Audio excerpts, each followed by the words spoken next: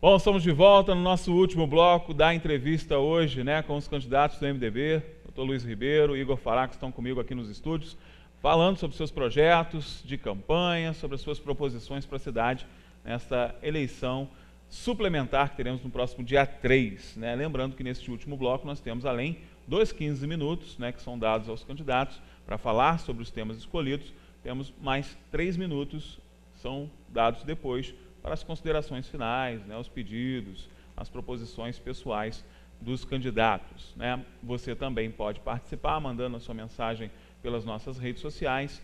Fique à vontade, a casa é sua. E nosso próximo assunto, né, aqui na entrevista será justamente a captação de recursos e projetos.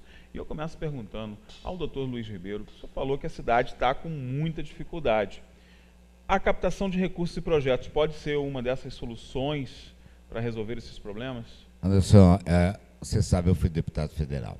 E Brasília nunca teve dificuldade. Sempre se fala que Brasília tem crise, o Brasil tem crise, mas existem programas específicos tocados pelo governo federal onde os recursos existem, onde os recursos estão. Nós tivemos, por exemplo, conversando com os técnicos da FUNASA aqui do Estado, e eles nos falaram que 700 milhões de reais voltaram aos cofres do governo, não por contingenciamento, mas porque não houveram projetos. O nosso grande problema sempre foi esse. Nós não temos hoje pessoal capacitado para fazer projetos. Você só consegue trazer esse dinheiro de Brasília, aí eu coloco as UBS, que são pós-saúde 24 horas, eu coloco tantos outros projetos, o próprio PRONAF para a agricultura, um programa fantástico, trazido pela doutora Faf na época, e tantos outros projetos que existem, o dinheiro existe, falta o projeto. E eu sei os caminhos, eu estive lá, sei exatamente como consegui-los, o calque, a prefeitura, o grande problema de Brasília é o calque. Sim. A prefeitura, e nós já temos a solução também para o calque, ou seja, calque é o SPC dos municípios. Se o município estiver dentro do SPC, ele não consegue trazer nada. Então, nós já temos as soluções, já pensamos com técnicos, os nossos técnicos que estão trabalhando no projeto de governo, eles já nos deram a solução para que Teresópolis saia definitivamente desse calque. Saindo desse calque, tudo é possível. Existem emendas hoje, por exemplo, de custeio, só para custeio, que podem nos ajudar muito na questão da folha de pagamento dos funcionários.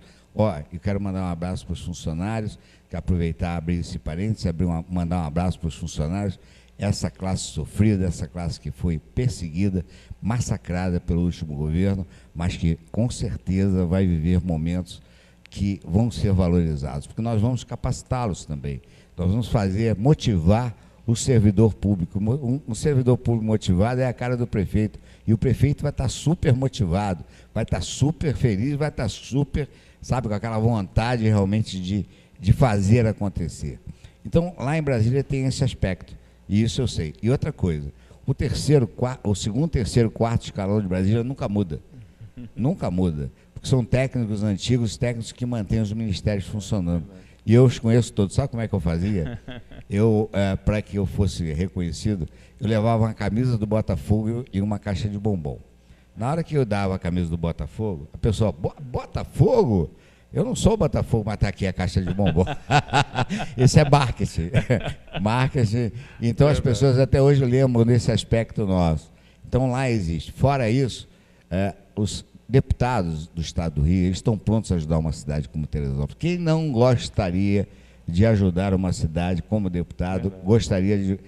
Teresópolis é muito importante, Teresópolis tem a CBF, Teresópolis tem visibilidade, Teresópolis tem tudo, menos governo até agora, mas tem tudo que você possa imaginar, gastronomicamente falando, em termos de rede hoteleira instalada, que com certeza depois, ao longo do tempo, vai ter que ser expandida, porque nós vamos trazer muitos eventos, nós vamos ser uma cidade de eventos, isso eu não abro mão, inclusive naquela questão, sabe aqueles eventos mais simples não, que gasta-se muito pouco, você pode ampliá-los, você pode trazê-los, nós temos campeões de jiu-jitsu nacionais, né? Vamos fazer eventos de jiu-jitsu, vamos fazer... Mas, olha, vai ser um festival de cidade. E são baratos. Na realidade, inclusive, bancados por pessoas jurídicas que se interessam por esse tipo, ou seja, empresas que se interessam por esse tipo de eventos, empresas nacionais mesmo, não só as locais, mas as nacionais também. Então, vamos avançando nesse aspecto de busca de recursos. Hoje, com o comprometimento tão grande do orçamento, com a questão do pagamento de funcionários, com a questão do custo de uma máquina, que realmente, depois da reforma administrativa, vai melhorar muito, mas que hoje é muito pesada para ser tocada, é uma máquina pesada e cara. Tudo quanto se você não faz a revisão do seu carro, ele gasta mais gasolina, por isso que nós vamos fazer a reforma administrativa, né? Então, nessa busca de recursos, nós vamos fazer muitas PPPs, principalmente na área do turismo. Eu tenho um sonho, quase consegui, não consegui, porque na época o prefeito era o mesmo que colocou Teresópolis nessa situação. Eu era deputado federal, eu tenho um sonho. Esse sonho é colocar um teleférico em Teresópolis. Isso é um dos aspectos dentro do turismo que eu não abro mão. A outra, e nós temos locais para isso, não é um investimento caro, a prefeitura não vai entrar com nada e vai receber de volta. A questão do estacionamento. O estacionamento através de colocação de parquímetros que existem hoje em todas as cidades do Brasil que dá certo. Né? Eu sempre separo o Brasil que dá certo do Brasil acomodado como o nosso, que acha que é isso mesmo. E não é isso mesmo. Esse Brasil que dá certo vem provando ao longo do tempo que o Brasil é muito maior, muito melhor e pode ser muito melhor aproveitado. Nós vamos voltar, talvez não com o mesmo nome, e com esse estacionamento rotativo, daquele programa chamado Pronaf, lembra? Como hoje é tecnologia, eles fazem por celular, é impressionante, fazem por celular, esses jovens vão ser capacitados para exercer, por exemplo, a função direta no estacionamento rotativo, mas toda a renda do estacionamento rotativo, por exemplo, será para projetos sociais. Toda a renda será voltada a projetos que cuidem do dependente químico, que cuidem da criança, que cuidem da mulher, que cuidem da... E isso também aumenta a arrecadação e me dá mais folga para eu poder pagar o funcionário. Outra balela que se fala o tempo todo, na prefeitura não tem dinheiro para pagar o funcionário. Tem dinheiro, não tem verba. Essa é a diferença, né, entre empresa pública e empresa privada. O dono de um, sei lá, de um hotel, de um restaurante, ele vai, por exemplo, pagar alguma coisa, ele define, bom, vou pagar primeiro o funcionário ou vou pagar primeiro... Lá não é assim que funciona. Na prefeitura é diferente. Existe um teto, e esse teto é chamado Lei de Responsabilidade Fiscal. Eu posso ter dinheiro, mas não tenho verba. E, às vezes, as pessoas não entendem isso. Nós vamos, com essas PPPs, fazer... Eu preciso aumentar a arrecadação. Para aumentar a arrecadação, você tem que utilizar atitudes e atividades modernas, que não entram na cabeça de administradores antigos, né? E isso é a parceria público-privada. Quando se fala PPP, é parceria público-privada. A parceria público-privada bem feita aumenta a arrecadação, dá agilidade ao serviço público, evita realmente essas questões que impedem a resposta rápida do município a determinados problemas. Né? Eu estou falando em termos de turismo. Turismo, a cidade tem que ter florida, nós temos que ter cheiro, nós temos que ter cor, nós temos que ter corpo, nós temos que ter iluminação pública, de qualidade, sabe? Inclusive buscando as formas alternativas, mostrando que nas nossas praças nós podemos botar, por exemplo, captação de energia solar. Isso sem gastar dinheiro, a prefeitura não vai gastar nada com isso, são as PPPs que vão fazer. Essa cidade que a gente projeta, moderna, uma cidade que realmente escuta o seu cidadão, e uma cidade que mostra para as pessoas, aí tudo dentro daquela questão da ambiência que a gente falou lá atrás, esse ambiente que as empresas vão querer investir na cidade. Nós temos tudo para isso acontecer, e é assim que a gente vai fazer, é dessa maneira que a gente pretende. Não é ultrapassar essa fase, e vocês também, é isso que eu queria parar aqui para fazer um parênteses. Você que está nos ouvindo, está nos vendo, ao Anderson, que cobra depois, ele cobra mesmo, eu gosto disso. Vocês nunca vão me escutar, como prefeito, falar que a culpa é da administração anterior. Desde o momento que eu pisar naquela prefeitura, com a ajuda de Deus e o voto de vocês nunca vão me escutar falar isso. Porque se eu estou definido a assumir aquela prefeitura, eu tenho a obrigação de saber que aquilo está em dificuldade. Não olhar pelo retrovisor, olhar para frente. Nós precisamos olhar para você. Primeiro e sempre com aquele nosso lema. Primeiro a pessoa, e aí a gente tem a questão da prioridade, que é a saúde, o emprego, a educação, depois as coisas, mas primeiro as pessoas. Agora, Igor, aproveitando um pouco, né, do nosso tempo, que a gente ainda tem um tempinho, talvez esteja na área da saúde, e aí a tua capacidade técnica, né, e até acadêmica para isso deve fazer diferença, talvez estejam as melhores oportunidades de captação de recursos federais. Existem muitos programas na área de saúde que estão lá esperando projetos. Vocês já pensaram nessa área de trazer esses programas para cá? Exatamente, Anderson. Com essa questão da área de saúde, nós sabemos que existem sim várias verbas específicas, né, e esses programas existem no governo federal. Como o doutor Luiz falou bem, o que está faltando realmente são bons projetos, né? A gente que trabalha na área da docência lá na Unifeso, uma excelente instituição, a gente está bem capacitado com relação a projetos, né, cara? Nossa formação universitária nos propõe isso, né? E eu acredito que com bons projetos conseguiremos buscar essas verbas. Temos exemplos claros aí, o doutor Luiz já citou alguns, temos também o NASF, né, que é o Núcleo de Apoio à Saúde da Família, um núcleo muito importante que contribui aí, né, para os postos de saúde que tenham equipes multiprofissionais, cara, isso é muito importante. E assim, são recursos do governo federal, não vai estar exonerando em nada o nosso município.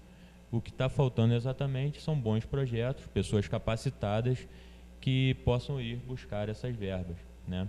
A questão que o doutor Luiz falou é que a gente consiga realmente estar definitivamente fora do CALC. Hoje estamos fora do CALC através de situações judiciais, né, por liminar mesmo.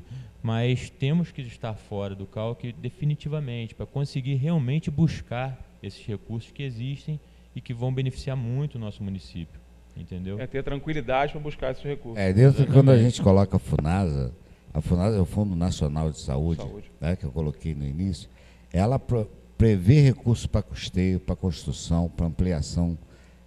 Realmente capacitação. Imagina, só no estado do Rio de Janeiro, capacitação, só no estado do Rio de Janeiro, 700 milhões voltaram. Não vinham para Teresópolis esse dia, mas nem projeto a prefeitura teve a vontade de mandar. Então não existia um projeto na FUNASA, tocado por os ex-secretários de saúde ou ex-prefeitos desses últimos anos, que pudessem ser aproveitados, porque não tinha nenhum. Né? Não tinha nenhum. E nós vamos formando esse núcleo de projetos que nós estamos imaginando dentro da Secretaria de Planejamento. Vai existir um núcleo de projetos específico. Vamos capacitar essas pessoas como? Trazendo técnicos do governo do Estado, trazendo técnicos do governo federal, para que eles promovam cursos e façam bons projetos. Eu volto a afirmar para você, Brasília não tem problema, o problema não é dinheiro, o problema é você ter o projeto. Com isso, nós vamos conseguir ultrapassar essa fase mais difícil, que é a fase inicial, a fase de implantação de uma nova era, né, onde a família teresopolitana será vista sempre em primeiro lugar, onde a pessoa será valorizada. E sempre nesse aspecto, né, buscando as prioridades definidas: saúde, educação, emprego.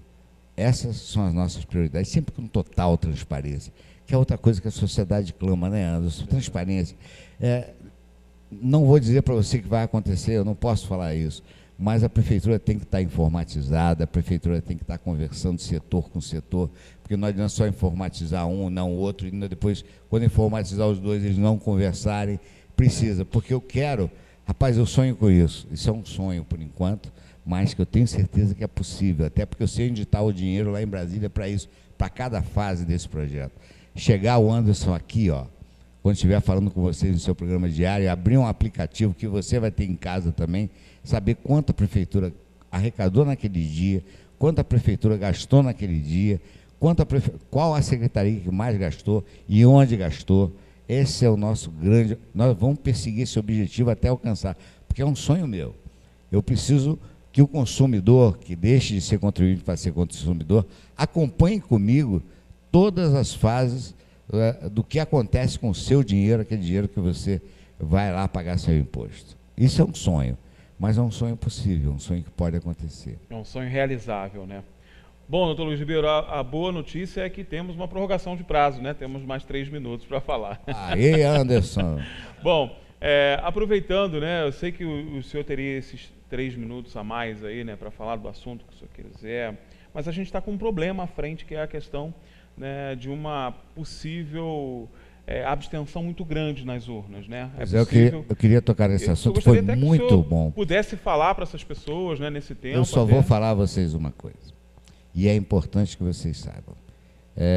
Eu tenho encontrado muita gente querendo, sabe, com aquela decisão, eu não voto mais em ninguém.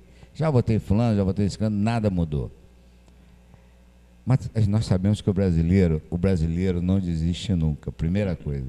Segunda coisa, se você votar nulo, você está mantendo o mesmo status que está aí.